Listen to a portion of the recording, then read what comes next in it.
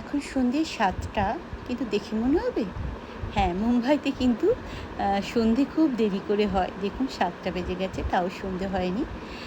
তবে এখন বর্ষাকাল বলে ঘরের ভিতরটা না অন্ধকার হয়ে থাকে। বাইরেটা বেরোলে একটু লাইট দেখা যায়। এখন যথারীতি বৃষ্টি হচ্ছে না। বৃষ্টিটা ঝমঝম ঝমঝম ঝমঝম করে শুরু হবে বোধহয় আর কিছুদিনের মধ্যে। এখন দেখুন এই যে বিকেলের দিকে বৃষ্টি হয়েছিল সেটা দেখা যাচ্ছে জল জমে আছে। এখন কিন্তু সন্ধেবেলায় সন্ধে ৭টা। হ্যালো বন্ধুরা, welcome back to my channel golden days with me. আজকে একটা ব্লগ নিয়ে চলে এলাম, যেটা কিনা সকাল থেকে তুলে উঠতে পারিনি, এই সবে এসে গেলাম। আমি জানি না কি তুলবো বা কি তুলবো না, কিন্তু সারা দিন কোনো রকম সুযোগ হয়নি কিছু তোলার। আজকে অফিসে প্রচণ্ড কাজ ছিল, আজকে অনেকগুলো ইন্টারভিউ ছিল, তো সেই করে আর সময় করে উঠতে পারিনি। তো এমনকি গাছে জল পর্যন্ত দিয়ে উঠতে পারিনি, হালকা করে জল দেবো। যেহেতু বৃষ্টি এখন হয়নি, দুপুরের দিকে বোধহয় বৃষ্টি হয়েছিল, জল জমে আছে, আমি তখন বুঝতে তো পারিনি। তো এখন সন্ধে হয়ে গেছে, গাছের পাতা সব মুড়ে গেছে, একটু জল দিয়ে দেবো। যেহেতু এখনও আলো আছে, জলটা দেওয়া যাবে। কি হয়, যদি বৃষ্টিটা হতে থাকে তাহলে জলের ছাট আসে আর এসে গাছের টবগুলো একটু একটু করে ভিজিয়ে দেয়, কিন্তু যদি না বৃষ্টিটা বেশি হয় তখন একটু জল দিতে লাগে। চলুন অল্প করে জলটা দিয়ে দিই, তারপরে কথা বলছি। ক্যামেরাটা রাখি।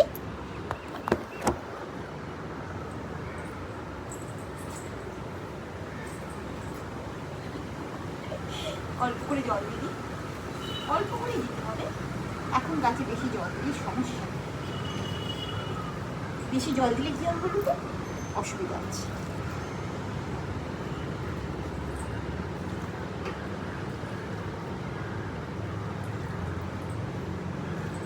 সব গাছগুলোতে অল্প করে দিলাম।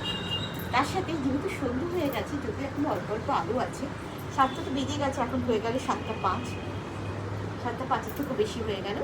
তো আমি আপনাদের একটা জিনিস দেখাবো, সেটা হচ্ছে এই। হ্যাঁ বন্ধুরা, থামলেন থেকে আপনারা দেখে গেছেন যে তেল নয় জল দিয়ে প্রদীপ জ্বালানোর কথা বলছি। তো এটা খুব হেল্পফুল একটা ভিডিও। এই প্রদীপগুলো যদি কেনেন আপনারা, তাতে কয়েক ফোঁটা জল দিলেই জ্বলে ওঠে। বাড়িতে ছোট বাচ্চা থাকলে বা আপনারা অফিসে যদি চলে যান, পুজোর প্রদীপটা আবার জ্বালিয়ে আবার বন্ধ করে দিয়ে যেতে হয়। আর বিশেষ করে যাদের মন্দির বাইরে হাওয়া চলে, মন্দিরে প্রদীপ জ্বালাতে পারে না সন্ধ্যেবেলায়, তাদের জন্য এটা খুব হেল্পফুল। এই প্রদীপটা কিন্তু আপনারা জ্বালাতে পারেন মন্দিরে, মানে যেখানে হোক, হাওয়ার তো কোনো ব্যাপার নেই। বা কোনো কোনো হয়তো বাইরে বেরোবেন, তখন প্রদীপটা জ্বালাতে যাচ্ছেন, সন্ধে দিতে যাচ্ছেন, তখন মনে হয় অসুবিধা হলো, অথচ হরিতলা একটা প্রদীপ না দিলেই নয়, তখন কিন্তু এইভাবে দিতে পারেন। খুবই সুন্দর প্রদীপটা।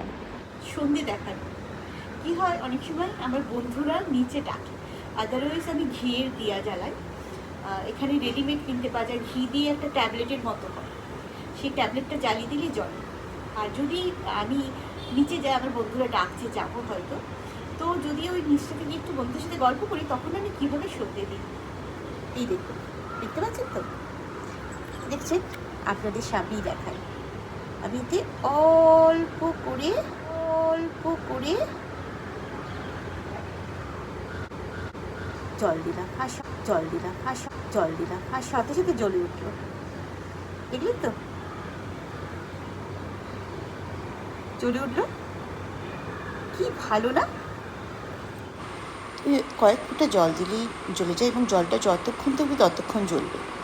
তো আমি যদি খুব কম জল দিই, আর তাতে হয় কিছুক্ষণ পরে যখন জলটা শুকিয়ে যায়, তখন প্রদীপটা আপনি থেকেই বন্ধ হয়ে যায়। যতক্ষণ জল থাকবে ততক্ষণ কিন্তু ওটা সেন্স করবে। তো যাদের মন্দির বাইরে না, তাদের জন্য খুব সুবিধা, কারণ মন্দিরে দিয়া জ্বালানো যায় না। আর যখন হয় কি, অনেক সময় মন্দিরে দিয়া জ্বালানো যায় না, তার কারণ ছোটো বাচ্চা থাকে বা বাইরে থেকে কোথাও হয়তো যাবেন বাইরে, তখন সুবিধা। এটা আমি আগেও বললাম।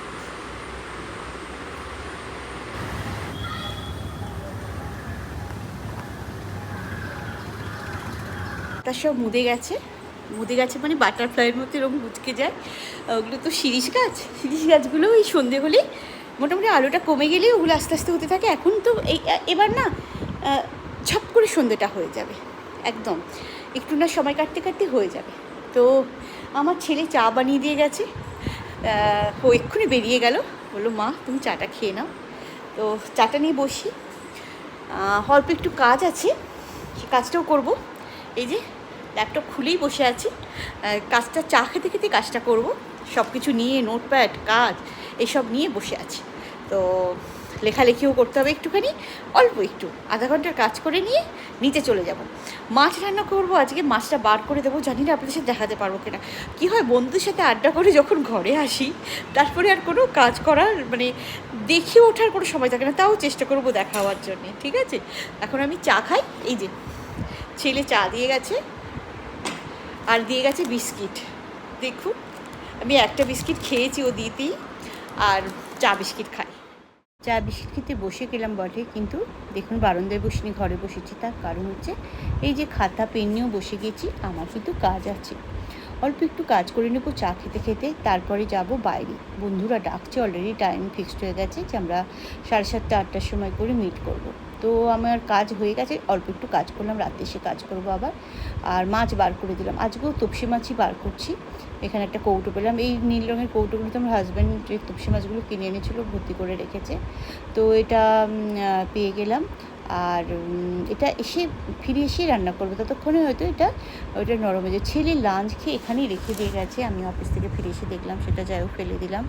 আর ও যেহেতু আমাকে চা করে দিয়েছিল, সেই চায়ের দেখুন না টি ব্যাগ দিয়ে করে দেয়, তো সেটাও এখানে ফেলে রেখেছে, সেটাও আমি ট্যাস করলাম। আর বেরিয়ে যাব, বেশিক্ষণ রাত্রি তো করতে পারবো না, কারণ এসে আমার রান্না করার আছে আর আমার অফিসের কাজও আছে। তো চলুন রেডি হয়ে যায়। এই যে মাছটা দেখিয়ে দিই, এটা তপসি মাছ, পুরো পাথর হয়ে আছে, মাথা দিয়ে মেরে দিলে পরে মাথা ফেটে যাবে এরমবালা পাথর হয়ে গেছে। আমি জল ভরে নিলাম, আমি বাইরে গেলে একটু জল নিয়ে যাই, আর চশমাটাও নিয়ে নিলাম। যখন কম্পিউটারে কাজ করি না তখন এই চশমাটা পরি, তার কারণ এইটার যে ব্লু রে প্রোটেক্টর হয়ে থাকে সেটা আমার অন্য চশমাতে আছে, এটাতে নেই। আর এই দেখুন এখনও দিয়াটা জ্বলছে, আমি এসেই বাড়িতে দেখিয়েছিলাম না 7টা বেজে গিয়েছিলো বলে দিয়া জ্বালিয়ে দিয়েছিলাম। এখন এই অন্ধকার হতে হতে 8টা বেজে যাবে, 7:30 8টা বেজে যাবে। তাও আমি হরিতলায় যে প্রদীপটা দিলাম, ভাল লাগলো। আর এখানে ল্যাপটপটা নিয়ে গিয়ে চার্জে বসিয়ে দিই, আর বসিয়ে দিলে পারে কী হবে, এখন চার্জ হয়ে থাকবে, আমি তাহলে ফিরে এসে রান্নাটা ছটপট করে কাজ করতে বসতে পারবো। তো এই হচ্ছে গল্প। আমার বন্ধুরা লিখতে চলে আসতে, আমিও দিদিকে বলেছিলাম এক্ষুনি আসছি বলে, দেখুন না এই কাজ ওই কাজ সেই কাজ করতে করতে ঠিকই দেরিই হয়ে যাচ্ছে, লিখেছে আয় করছে। তো আমি এইটা চার্জ দিয়েই বেরিয়ে যাব, তো সেই জন্য চশমাও নিয়ে নিয়েছি, জল ভরে নিয়েছি, আমার আবার জল ভরতে লাগে। আর এই দেখো এক্ষুনি তো বেরিয়ে যাচ্ছি। বিকেলে ওরকম বেরিয়ে গেছিলাম, বিকেল বলবো না সন্ধে বলবো, ভেরি কনফিউজিং। আর যেটা দেখালাম তেল নয় জল দিয়ে যে প্রদীপ জ্বালানো, সেটা দেখালাম। বারান্দায় এসেছি তখন প্রদীপটা জ্বলছিল, কিন্তু কী পরিমাণ যে ঝিঁঝি ডাকছে, আমি জানি না আমি ক্যামেরায় শুনতে পারবো কি না, তবু শোনাবার চেষ্টা করছি। তো ঝিঁঝির ঢাকায় সন্ধে প্রদীপ এখনও জ্বলছে, ভালোই লাগছে। আর বাইরেটা দেখুন একেবারে, আজকেও বৃষ্টি সেভাবে হচ্ছে, কিন্তু আকাশে মেঘ পড়ে আছে। এই বৃষ্টি হলো বলে এখনও সেই সারাদিন বালতি বালতি জল ঢালার মতো বৃষ্টিটা হচ্ছে না, মাঝে মাঝেই এখনও রোদ্দুর বেরোচ্ছে, তবে প্রতিদিনই কিছু না কিছু সময়ে বৃষ্টি হচ্ছে।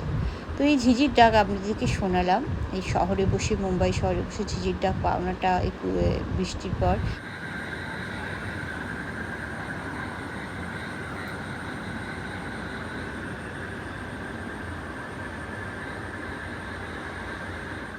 বেশ লাগলো। আর এই যে প্রদীপটা এখনও জ্বলছে, কোথাও 1 ফোঁটা জল কোথাও লেগে থাকলেও জ্বলতে থাকে। আর এইটা নিয়ে একটা ছোট্ট ব্লগ শেয়ার করলাম। তেল নয় জল দিয়ে প্রদীপ ব্যবস্থা করতে পারেন, কিনতে পারেন, এটা কিন্তু সত্যিই খুব হেল্পফুল। আর বললাম না যাদের মন্দির বাইরে তারা একদম বাতি জ্বালতে পারে না, প্রদীপ জ্বালতে পারে না, তাদের জন্য এটা খুব হেল্পফুল। ভালো থাকবেন, আবার দেখা হবে নতুন ব্লগে। Tata, bye bye, take care, good night.